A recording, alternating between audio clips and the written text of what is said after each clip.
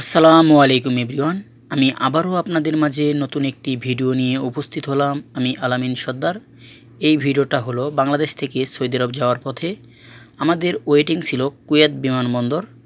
আমাদের প্লেনের কিছু সমস্যা হওয়ার কারণে কাতারের লাস্ট সীমানায় আমাদের প্লেনটি ল্যান্ড করে এবং ওখান থেকে আমাদেরকে বাজে নিয়ে যাওয়া হচ্ছে। আর দেখতেই পাচ্ছেন দুটি আপু, এই দুটি আপু যাচ্ছে খাদ্দামা ভিসায়, মানে সৌদিদের বাসাবাড়ির কামে। আর আপনারা দেখতেই পাচ্ছেন কুয়েত বিমানবন্দর কতটা সুন্দর। আমরা কুয়েত বিমানবন্দরের ভিতরেই এখন অবস্থান করছি। দেখতেই পাচ্ছেন কতটা সুন্দর। আপনাদের মাঝে শেয়ার করার জন্য ছোট্ট করে একটি ভিডিও। আর আপনারা যারা আমার পেজটি ফলো করেন নাই অবশ্যই ফলো করে পাশে থাকবেন। আর এই ভিডিওটি প্রায় 1 বছর 6 মাস আগে করা, সৌদি আরবে আসার সময়। সবচেয়ে বড় বিষয় হলো সৌদি আরবের পরিস্থিতি খুবই খারাপ। আপনারা কেউ সৌদি আরবে আসবেন না। আমি বুঝতেছি সৌদি আরবের পরিস্থিতি কী। সৌদি আরবে এসে কেউই ভালো অবস্থানে নেই।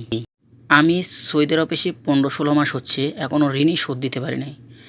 আর যারা নতুন করে সৌদি আরবে ঢুকতেছে তাদেরকে এয়ারপোর্ট থেকে রিসিভই করতেছে না, এতটাই পরিস্থিতি খারাপ সৌদি আরবে। আপনারা কেউ দয়া করে সৌদি আরবে ঢুকবেন না। আর আমার ভিডিও যদি আপনাদের কাছে ভালো লেগে থাকে অবশ্যই একটি লাইক, একটি কমেন্ট, একটি শেয়ার করবেন। ভালো থাকবেন, সুস্থ থাকবেন।